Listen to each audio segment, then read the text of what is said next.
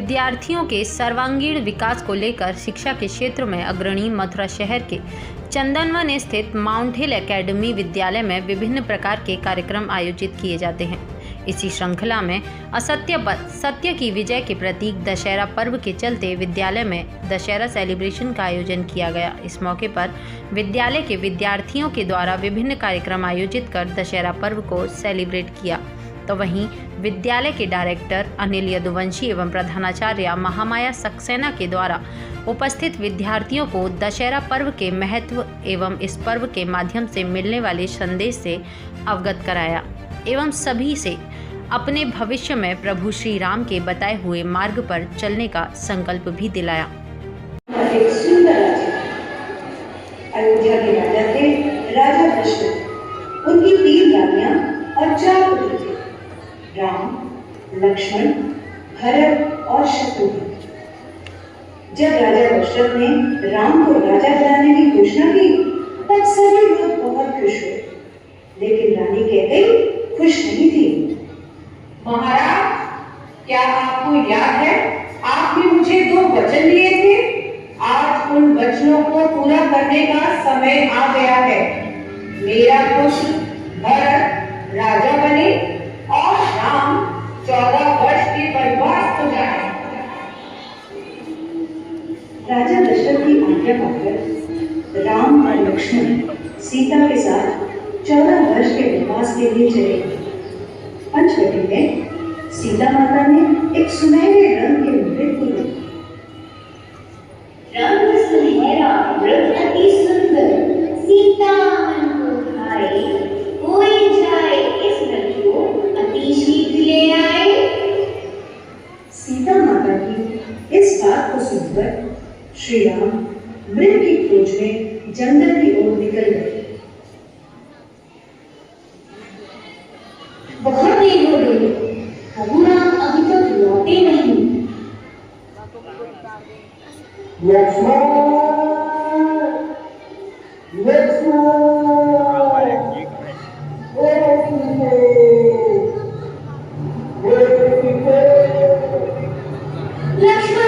लक्ष्मण देखो, प्रभु तुम्हें अपनी सहायता के लिए पुकार रहे हैं। हे माते, ये मुझे किसी मायावी शक्ति का कार्य लग रहा है। आप चिंतित ना हो, भैया जल्दी घर लौट आएंगे। नहीं लक्ष्मण, मेरी आज्ञा का पालन करो। जाओ, प्रभु को तुम्हारी सहायता की आवश्यकता है। ठीक है माते, किंतु आप इस लक्ष्मण रेखा को पार नहीं करना। रावण को ज्ञान था कि वो लक्ष्मण रेखा को पार नहीं कर पाएगा, इसलिए उसने साधु होने का ढूंढ सोचा और सीता माता को उठाकर ले गया।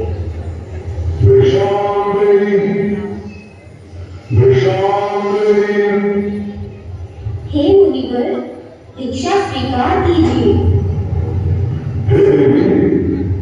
एक साधु का इतना घर के द्वार से ही दीक्षा देकर भेजना चाहती हो? जाओ, नहीं चाहिए तुम्हारी दीक्षा। नहीं नहीं मुनिवर, रुकिए, मैं आती हूँ।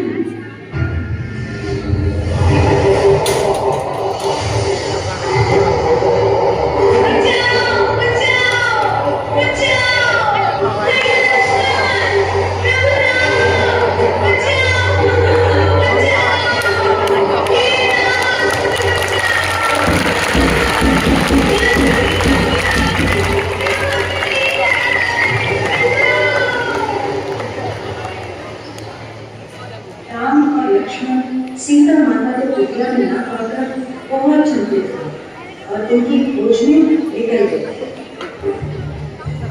श्री राम, लक्ष्मण और हनुमान ये लंका पर चढ़ाई गए और राम से रावण का युद्ध हुआ, जिसमें श्री राम विजयी हुए।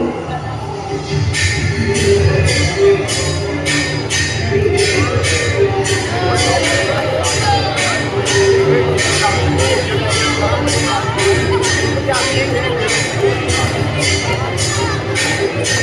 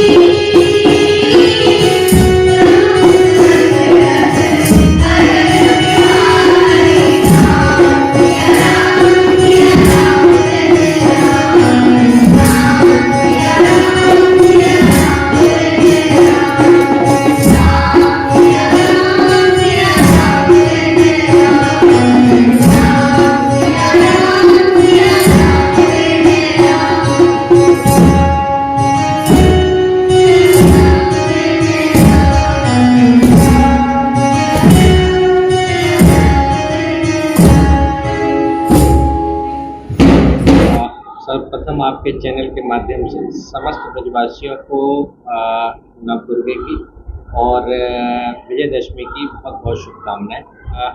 जो आपका विद्यालय है वो पूर्ण रूप से इस तरीके की कोशिश करता है कि अपने बच्चों को जो संस्कृति के साइंटिफिक पहलुओं से जोड़ा जाए, उनको ये बताया जाए कि किस तरीके से हमारे जो तीज त्यौहार हैं वो हमारी साइंस से किस तरीके से कनेक्टेड है। हमने आज बच्चों को मंच के माध्यम से बताने का प्रयास किया कि हमारे जो ये पर्व हैं इनकी बिगनिंग जो होती है वो गणेश चतुर्थी के माध्यम से होती है और गणेश जी को बुद्धि का दाता कहा जाता है। तो सर्वप्रथम हमारी ज़िंदगी में बुद्धि की सिग्निफिकेंस क्या है, इस वजह से हमारा प्रथम पर्व ही गणेश चतुर्थी रखा गया। इसके साथ साथ मातृशक्ति का हमारी ज़िंदगी में क्या रोल है, किस तरीके से भगवान श्री राम ने भी शिव शक्ति और जो शक्ति का आह्वान किया तभी जाकर के वो युद्ध में पहुंचे थे। तो उस चीज़ का भी महत्व बच्चों को बताया गया। इसके साथ ही साथ ये भी बताया गया है कि जब हमने मातृशक्ति का आह्वान किया, जब उनका आशीर्वाद मिला और उनके आशीर्वाद से राम जी ने रावण पर विजय प्राप्त की, उसी तरीके से आज जो कि समय बिल्कुल बदल चुका है, इस परिप्रेक्ष्य में ये माना जाए कि हर बच्चा राम है, परंतु वो किस रावण का वध करना है उसको, तो हमें आज बच्चों को सबसे बड़ा साइंटिफिक कारण बताया। हमें जो रावण है वो है हमारा इग्नोरेंस, अज्ञानता सबसे बड़ा कारण है, हमारा सबसे बड़ा दुश्मन है। आने वाले समय में हमें इसी अज्ञानता को खत्म करना है और अज्ञानता को खत्म करने का एकमात्र तरीका है जितनी ज़्यादा से ज़्यादा अपने अंदर जिज्ञासा जागृत की जा सके उस जिज्ञासा को जागृत करें। अपने जिसको आप सक्षम समझते हैं उस व्यक्ति से निरंतर प्रश्न करते रहें, जिससे कि आपकी अज्ञानता, आपकी नॉलेज जो अनअवेयरनेस से नोइंगनेस में कन्वर्ट हो सके।